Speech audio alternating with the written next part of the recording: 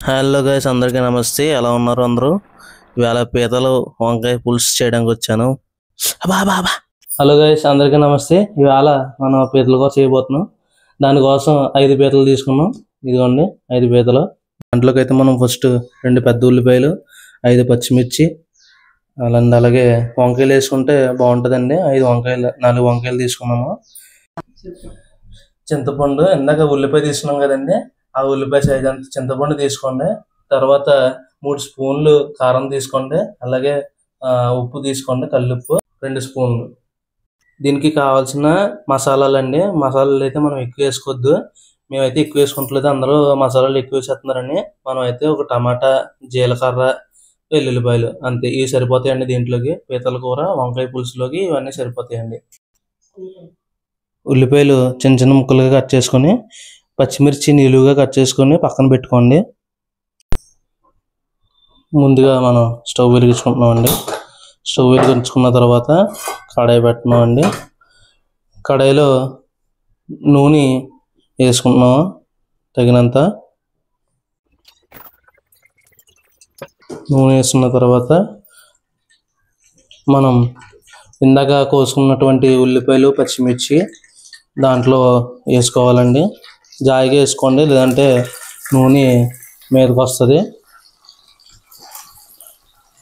పచ్చిమిర్చి కూడా వేసేసుకోండి.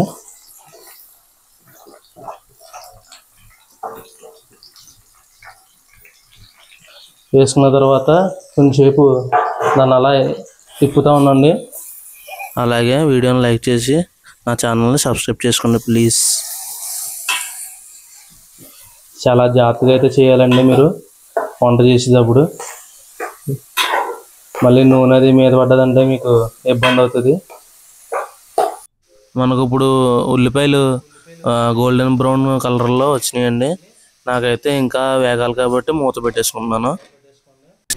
ఇప్పుడు మనం టమాటా, వెల్లుల్లి, జీలకర్ర మిక్స్ చేసుకుంటున్నామండి.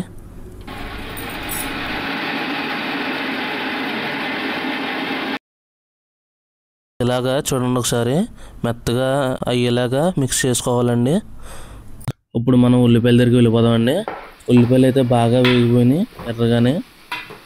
తర్వాత మనం పీతలు తెచ్చుకున్నాం కదా ఇందాక, ఆ పీతలను వేసుకుంటామే. ఆ పీతలను వేసుకున్న తర్వాత మనం ఇప్పుడు ఉప్పు కారం వేసుకుందామండి. ఉప్పు కారం వేసుకుని బాగా కలుపుకోవాలండి. నాకు కలుపుకోవడం అయితే రాదు, మా అమ్మనైతే పిలిచి కలపమని చెప్పాను. మరి చూడండి, జాగ్రత్తగా ముక్కకు పట్టేలా కలుపుకోవాలి. ఒక్క పీతగా పట్టాలండి, అది జాగ్రత్తగా కలుపుకోవాలండి. నేను కలుపుకోవాలని అంటే మళ్ళీ అదో తలపోటండి, నాకు ఎక్కలేని బాధ అంతా తగులుతుంది మళ్ళీ. ఇందాక మనం మిక్సీ చేసుకున్నాం కదండి, అందులో గ్లాస్ వాటర్ వేసుకుని గిరగిర తిప్పేసి ఇందులో పోసేస్తే సరిపోద్దండి. ఇప్పుడైతే పీత ముక్కకి బాగా మసాలా పట్టిందండి. ఇప్పుడైతే మనం దీన్ని ఇలా ఉంచి కొద్దిసేపు పక్క నుంచి మూత పెట్టేద్దాం. తర్వాత ఇందాక వంకాయలు చూపించాం కదండి, అది స్లైసెస్ కింద కోసుకొని మూత తీసి పీతల కర్రీలో వేసుకుందామండి. దానికి ఇప్పుడు పీతల కూరకి అదే టేస్ట్ వస్తుందండి బాగానే.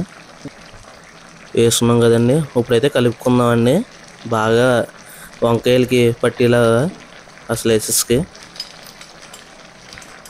కలిపేసుకుని